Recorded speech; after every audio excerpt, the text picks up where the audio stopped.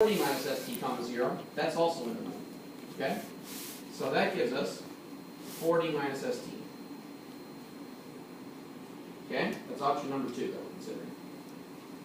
If st is less than 30, then that third option will be 0 payoff, right?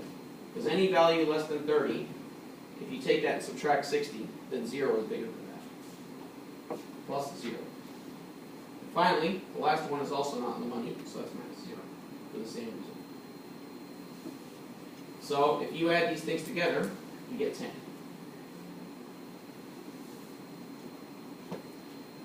Alright? So that's 10.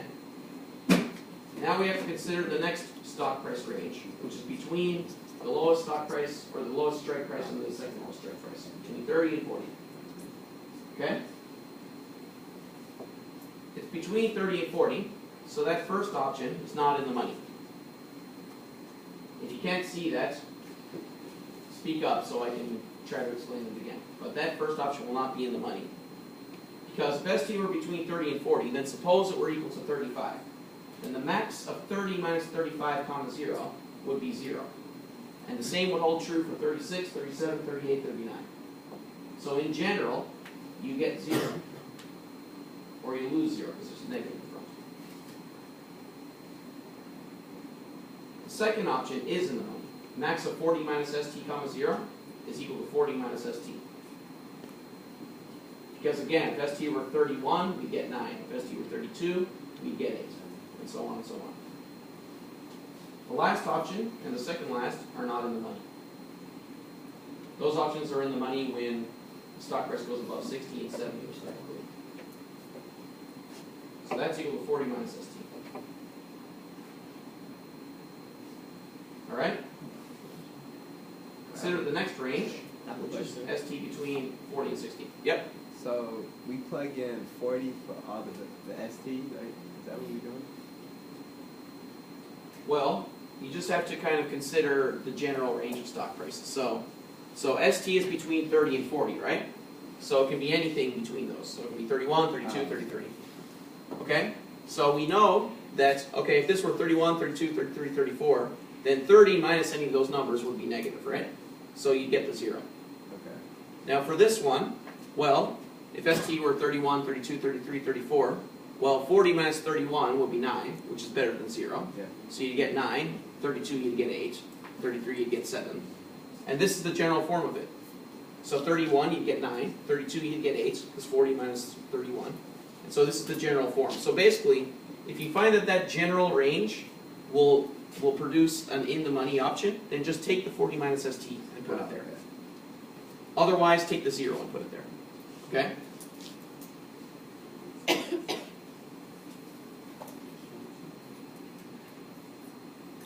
So now st between 40 and 60.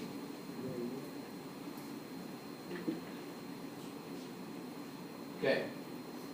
So when st is between 40 and 60,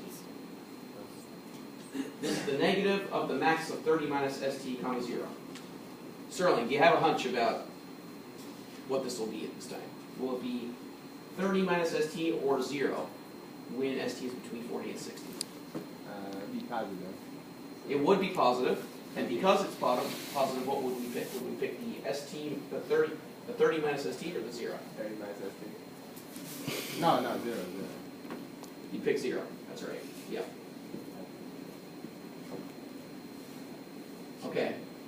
So the stock price is between 40 and 60. Okay. So yeah, you said positive, and I agreed with you mistakenly. It's negative. Okay. Really confusing everyone here. So when it's between 40 and 60, then at best it's going to be a negative 10, and at worst it's going to be a negative 30. Right? So we don't want any of that. So we're going to take the 0 instead. Okay? The max of 40 minus st comma 0 will also be negative for all values between 40 and 60, right?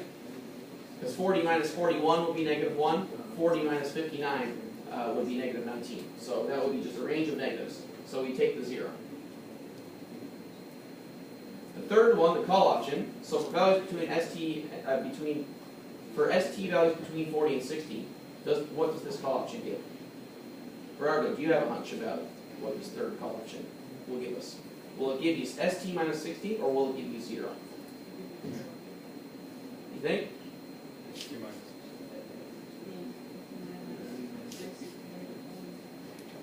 That's right. So, between 40 and 60, if you subtract 60, you're always going to get a negative number. So you do get 0. Yes. Okay? And then when ST is between 40 and 60, for the last one, of course, that one is also not going to be the money. So that's 0 as well. Okay? So, this thing gives a payoff of 0. Using some tricky addition techniques of adding and subtracting zeros. So, when ST is between 60 and 70, well, it's pretty similar. The first put option is not in the money. The second put option is not in the money. However, the third call option, we're between 60 and 70 now, and the call option gives you max of ST minus 60 comma 0. So do we pick the ST minus 60 or do we pick the 0? The ST minus 60. What about the last call option? Are we going to be subtracting an ST minus 70 or are we going to be subtracting a 0? A 0. So we get ST minus 60. And then finally, for ST greater than 70, well, obviously the puts are not in the money anymore. But let me know if you can't see why. Puts like it when the stock price is low, by the way. Calls like it when the stock price is high. This one is still going to pay off ST minus 60 because ST is greater than 70, so it'll give you a nice payoff.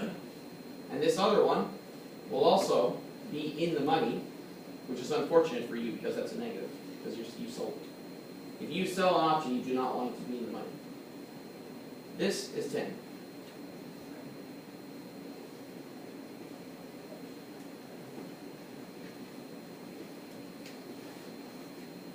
Wait, how is it? How is it 10? Yes. Try adding all that together.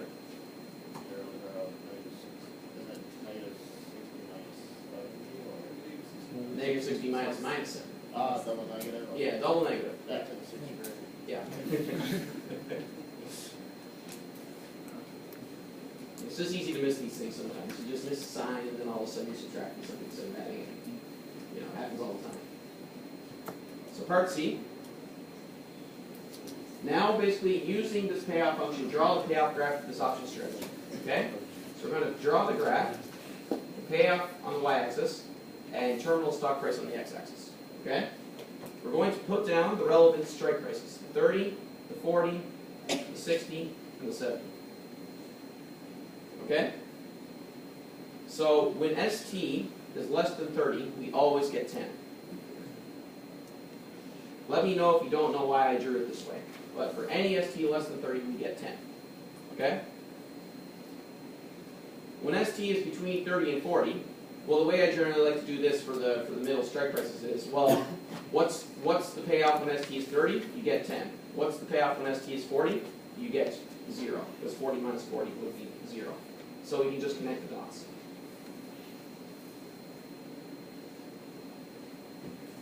When ST is between 40 and 60, we get nothing. When ST is between 60 and 70, again I'll do the connect the dots thing where, okay, when ST is 60, we get 0. And when ST is 70, we get 10. So we get 10, it's ST 70, so I'm just going to connect. And then finally, for any value of ST greater than 70, we get 10. On and on it goes. So that's what the payoff function looks like when you graph it. All right? In part D, I asked to draw the profit graph of this option strategy, where we assume the cost of the strategy is the future value cost at expiration. So the cost was $4. So to find the profit function, you just basically lower everything by the cost, okay? So everything goes down by 4. That's all you have to do for the profit. So the profit, and we have ST right here. So I have a negative 4 down there, and I have a 6 up here, okay? So we have 30, 40, 60, and 70 once again. So, for any value less than 30, we get a payoff of 10, but we subtract the cost of 4, so you get a profit of 6. 10 minus 4 is 6. Okay? When ST is equal to 40, we get 0, but we had to pay 4. This isn't quite the scale. This should be a 1-to-1 slope. Okay? When ST is between 40 and 60, we get a 0 payoff. After cost, it's negative 4. If you notice, this is just like this graph, except everything is 4 or lower. At 70, we get 10, and minus 4 cost, which is 6 again. So this goes up to 6. And then finally, we get 10 for ST greater than 70, net of the cost of 4, we get 6.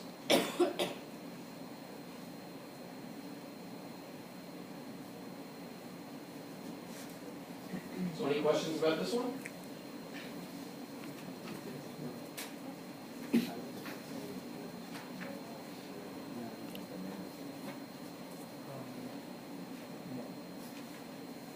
These solutions, once again, are posted to Blackboard. Okay, under week 7, you can look up the Excel solutions to these problems.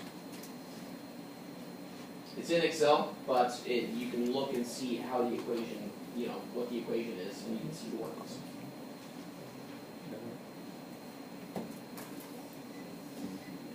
Solutions to problem set 4 will also be posted this afternoon. So if you want to know if you potentially went wrong somewhere, then have a look over those solutions, which should be pretty useful too for studying for the midterm. Okay? Because dividends are covered. Okay? So real options. An extension of financial options. Basically an advanced form of net present value.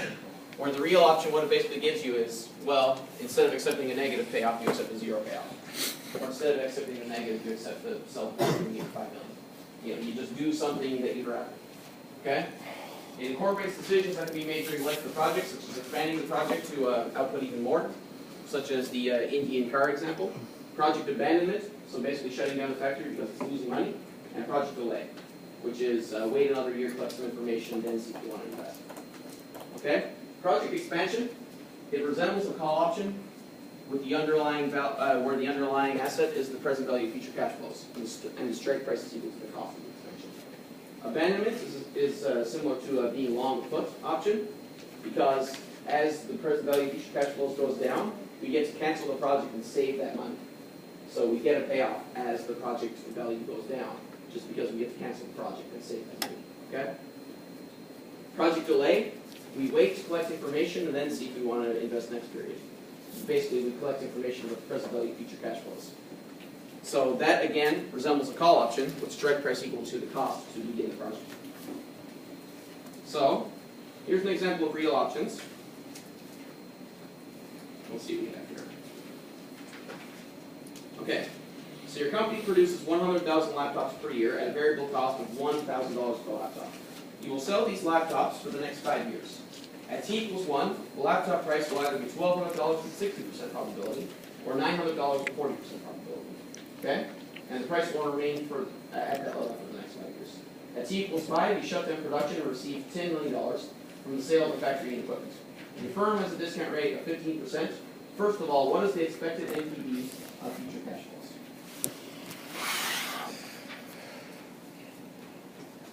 flows? Okay? This is example 4. So the net present value of future cash flows is going to be the present value of our revenues minus the present value of our costs. Okay? So, first of all, I'll compute the cost every year, which starts at t equals 1. Okay?